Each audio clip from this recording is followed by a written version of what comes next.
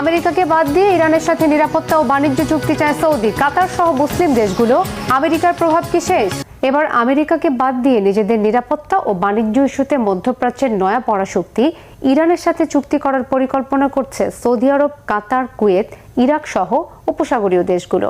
সাম্প্রতিক America Iran যুদ্ধে খামেনির দেশের দফায় দফায় হামলায় বিশাল ক্ষতির মুখে এখন মধ্যপ্রাচ্যের মুসলিম দেশগুলো। তাই আমেরিকার উপর আস্থা হারিয়ে এখন ইরানের দিকে ঝুঁকছে তারা।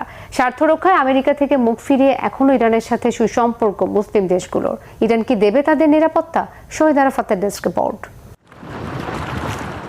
এবার আমেরিকাকে বাদ দিয়ে নিজেদের নিরাপত্তা আর বাণিজ্য ইস্যুতে ইরানের ওপর নির্ভর করার পরিকল্পনা করছে সৌদি আরব, কাতার, কুয়েত, ইরাক সহ মধ্যপ্রাচ্যের মুসলিম দেশগুলো। আমেরিকাকে পাশ কাটিয়ে ইরানের সঙ্গে চুক্তির পরিকল্পনা করছে তারা। সম্প্রতি ব্রিটিশ সংবাদ মাধ্যম টেলিগ্রাফের বিশ্লেষণে উঠে এসেছে এমন চাঞ্চল্যকর তথ্য। হঠাৎ কেন নিরাপত্তা নিশ্চিতের জন্য বিশ্বমোড়ল আমেরিকার ওপর আর নির্ভর করতে পারছে না সৌদি, কাতার সহ উপসাগরীয় দেশগুলো? কেন তারা মুখ ফিরিয়ে নিচ্ছে বিশ্বের সবচেয়ে ক্ষমতাধর দেশটি থেকে?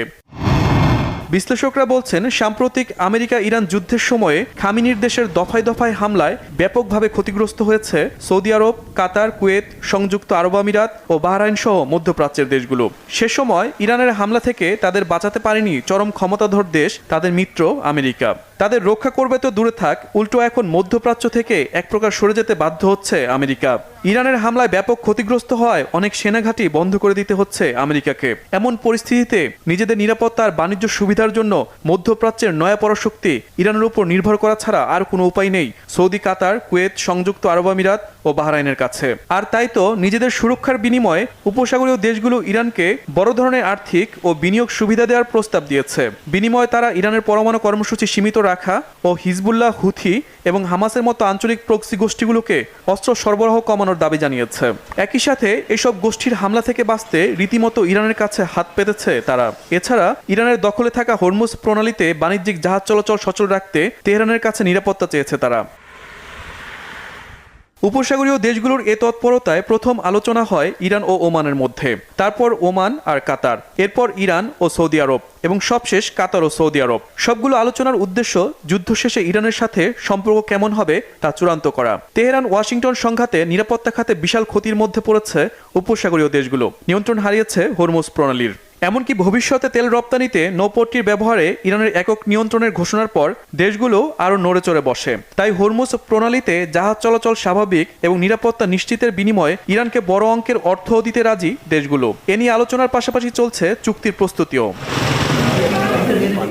সম্প্রতি মার্কিন পররাষ্ট্রমন্ত্রী মার্কো রুবিও মধ্যপ্রাচ্য সফরে উপসাগরীয় দেশগুলোর নিরাপত্তা নিশ্চিতে প্রতিশ্রুতি দেন।